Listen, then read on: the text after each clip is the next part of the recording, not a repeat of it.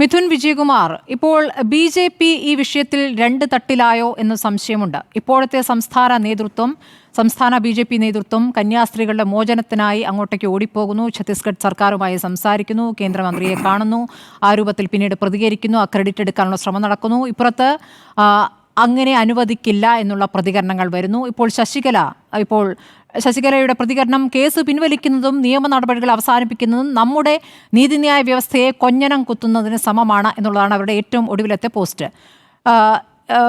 Senkumar, Surendran, doctor KS Radhakrishnan ഇവർക്കൊപ്പം ഉണ്ടായ കേസും അവർ ഓർമ്മിപ്പിക്കുന്നു. ശബരിമല ആചാര സംരക്ഷണവുമായി ബന്ധപ്പെട്ട് 1000-ലധികം കേസുകളിൽ പ്രതികളാണ് ഞങ്ങൾ.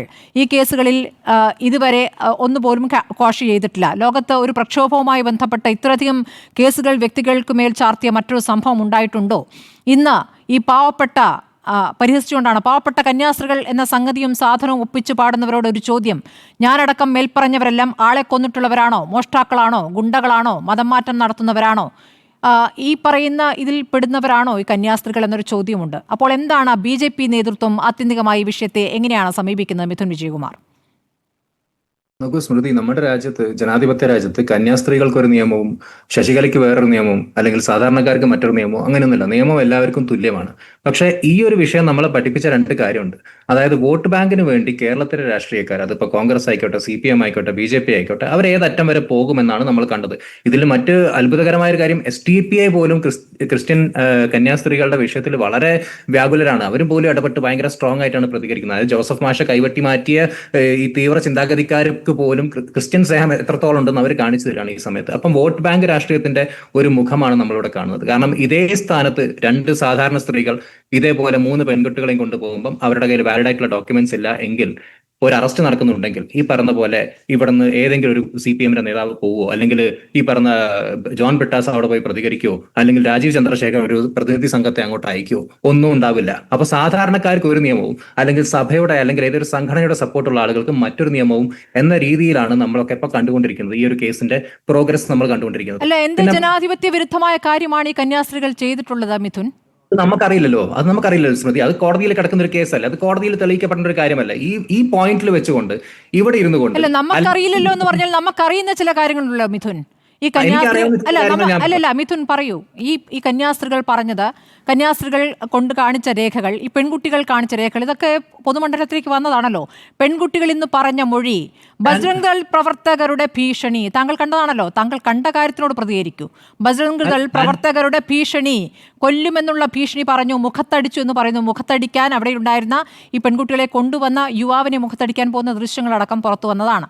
അപ്പോൾ ഈ ഭീഷണിപ്പെടുത്താൻ പല കേസുകളിലെയും പ്രതിയായ ഈ ജ്യോതി ശർമ്മയ്ക്ക് അവിടെ സ്വതന്ത്രമായി സഞ്ചരിക്കാൻ എങ്ങനെ സാധിക്കുന്നു? താങ്കൾ ഈ ജനാധിപത്യ വ്യവസ്ഥയെക്കുറിച്ച് ആശങ്കപ്പെടുമ്പോൾ അതുകൂടി ഒന്ന് പറയൂ. തീർച്ചയായും ഞാൻ ഈ വിഷയവുമായി ബന്ധപ്പെട്ട് മാധ്യമങ്ങളിൽ തുടക്കം മുതൽക്കേ വന്നുകൊണ്ടിരിക്കുന്ന വാർത്തകളെല്ലാം തന്നെ ഒബ്സർവ് ചെയ്യുന്ന ഒരാളാണ്.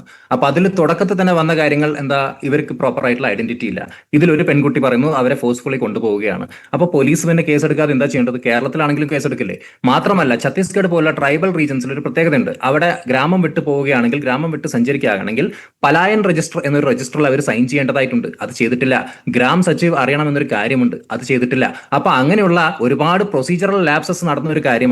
അപ്പൊ അങ്ങനെ പ്രോട്ടോകോൾ വഴി നിങ്ങൾ നോക്കുകയാണെങ്കിലും ഇതിൽ ഐഡന്റിറ്റി ആയിട്ടുള്ള ഇഷ്യൂസ്, രാജ്യത്തൊരു നിയമം, ഛത്തീസ്ഗഡിന് മറ്റൊരു നിയമം, പലായൻ രജിസ്റ്റർ. ഇവരെങ്ങോട്ട് പലായനം ചെയ്യുന്നു? ഇവർ ജോലിക്ക് വേണ്ടി എവിടേക്കെങ്കിലും പോകുന്നു. ഈ പ്രായപൂർത്തിയായ പെൺകുട്ടികൾ അവർ സ്വമനസാലെ പോകുന്നു. ഇന്ന് പോലും പറയുകയാണ് അവർക്ക് ജോലി 10,000 രൂപ എന്ന് പറഞ്ഞാൽ അവർക്കൊരു പ്രധാനപ്പെട്ട തുക തന്നെയാണത്. 10,000 രൂപ എന്ന് പറഞ്ഞാൽ അവരെ സംബന്ധിച്ച് വലിയ തുകയാണ്. ആ തുക കിട്ടും, ആ കുടുംബത്തിന് നല്ലൊരു അവസ്ഥയുണ്ടാക്കാൻ കഴിയും എന്ന് പ്രതീക്ഷിച്ചുകൊണ്ട് പോകുന്നു. ഇവർക്കിടയിൽ പ്രവർത്തിക്കാൻ, ഇവരുടെ ജീവിതം നന്നാക്കാൻ ഈ ബജ്രംഗ് ദൾ പ്രവർത്തകർ ചെയ്ത ഒരു കാര്യം അങ്ങേക്ക് ചൂണ്ടിക്കാണിക്കാമോ? ഈ കഴിഞ്ഞ ഈ ഭീഷണിയുമായി പാഞ്ഞു നടക്കുകയും ആളുകളെ അടിക്കുകയും കുത്തുകയും ഗുണ്ടായുസം ചെയ്യുകയല്ലാതെ ഇവരെന്താണ് അവിടെ പ്രവർത്തിക്കുന്നത്? അതിലേക്ക് ഞാൻ വരാം. ആ ഒരു പോയിന്റ് ഞാൻ അഡ്രസ് ചെയ്തിട്ടേ പോകുള്ളൂ. താങ്കൾ ഞാൻ പറഞ്ഞു കേൾക്കൂ. ഈ ട്രൈബൽ ഏരിയാസിൽ, അതായത് ഛത്തീസ്ഗഡിന് നിയമം ഈ രാജ്യത്ത് മറ്റ് സംസ്ഥാനങ്ങൾക്ക് മറ്റൊരു നിയമം എന്നല്ല. ട്രൈബൽ ഏരിയാസിൽ പെസ ആക്ട് കുറച്ചുകൂടെ സ്ട്രോങ് ആയിട്ട് ആപ്ലിക്കബിൾ ആയിട്ടുള്ള ഏരിയാസ് ആണ് ഛത്തീസ്ഗഡ്, ജാർഖണ്ഡ് ഇതുപോലുള്ള. കാരണം അവിടെ ട്രൈബൽ കടത്ത് വലിയ രീതിയിൽ നടക്കുന്നു. ട്രൈബൽ സ്ത്രീകളെ ഫോക്കസ് ചെയ്തുകൊണ്ട് വലിയ രീതിയിലുള്ള ഇതുപോലത്തെ ഹ്യൂമൻ ട്രാഫിക്കിംഗ് നടത്തുന്നുണ്ട്.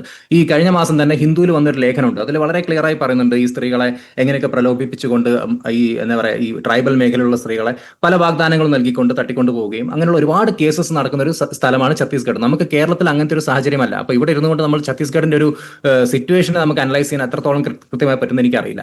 അപ്പോൾ ഛത്തീസ്ഗഡിൽ അങ്ങനത്തെ ഒരു ഇഷ്യൂ ഉള്ളത് കൊണ്ട് തന്നെ പറയൂ, ഈ കന്യാസ്ത്രീകൾ ഇവരെ തട്ടിക്കൊണ്ടു പോകുകയായിരുന്നു മിഥുൻ കരുതുന്നുണ്ടോ? മിഥുൻ ഒന്ന് പറയൂ, കേരളത്തിൽ ഇരുന്നുകൊണ്ട് പറയൂ. എനിക്കറിയില്ല, എനിക്ക് പറയാൻ പറ്റില്ല. എന്താ അറിയാത്തത്? അല്ലല്ല, കന്യാസ്ത്രീകൾ പെൺകുട്ടികളെ തട്ടിക്കൊണ്ടുപോയിട്ട് എന്തിനാണ്? അതും കൂടെ ഒന്ന് പറയൂ. അപ്പൊ അങ്ങനെയാണെങ്കിൽ ഞാൻ സ്മൃതിയോട് ഒരു കൗണ്ടർ ക്വസ്റ്റ്യൻ ചോദിക്കട്ടെ. 4 വർഷം മുമ്പേ നമ്മുടെ കേരളത്തിൽ ഇതേപോലൊരു സംഭവം നടന്നു. ഇതേ സെയിം ഡിറ്റോ വെച്ച് മാറ്റാൻ പറ്റിയൊരു സംഭവം. 2 കന്യാസ്ത്രീകൾ ഈ പറഞ്ഞ പോലെ ധൻബാദ് ആലപ്പി എക്സ്പ്രസിൽ വന്നിറങ്ങുന്നു. അവരോടൊപ്പം 3 പെൺകുട്ടികൾ ഉണ്ടായിരുന്നു.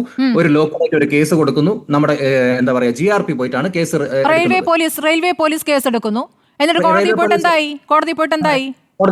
തള്ളിപ്പോയിട്ട് 3 വർഷത്തോളം അവരെ വേട്ടയാടിയപ്പം റെയിൽവേ പോലീസ് അല്ലല്ല, 3 വർഷത്തെ കാര്യമല്ല, റെയിൽവേ പോലീസാണ്. അവിടെ ഒരു ചെറിയ പ്രശ്നമുണ്ട്. റെയിൽവേ പോലീസ് മറ്റേ സെൻട്രൽ ഗവൺമെന്റ് പോലീസ് അല്ല കേട്ടോ, GRP പിണറായി വിജയന്റെ പോലീസാണ് കേസെടുക്കുക. കാരണം റെയിൽവേ പ്രൊട്ടക്ഷൻ ഫോഴ്സിന്റെ ഈ പറഞ്ഞ പോലെ പ്രോപ്പർട്ടിക്ക് മാത്രം സംരക്ഷണം കൊടുക്കുക എന്നാണ്. GRP ആണ് ഇതുപോലെ കേസ് രജിസ്റ്റർ ചെയ്ത് ചാർജ് ഷീറ്റ് ഫയൽ ചെയ്യുക.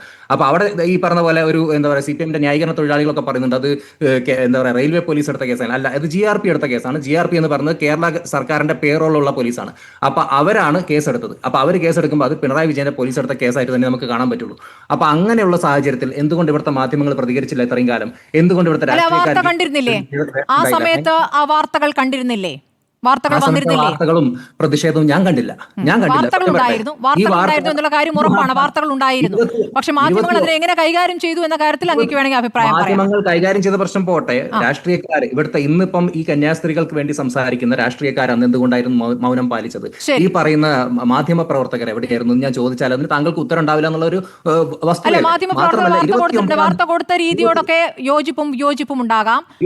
അതൊരു കടത്തായിരുന്നില്ല എന്ന് പിന്നീട് ബോധ്യപ്പെടുന്നു, കോടതിയിൽ അത് തെളിയിക്കപ്പെടുന്നു അല്ലേ?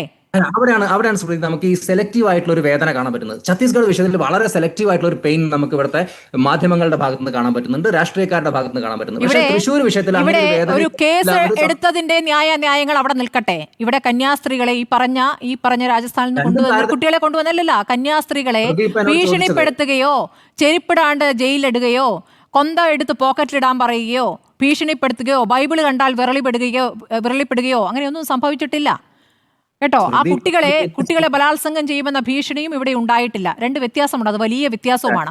പ്രമോദ് പുഴങ്കരയിലേക്ക് പോയ ശേഷം ഞാൻ വരാം, അടുത്ത ഊഴത്തിൽ വരാം.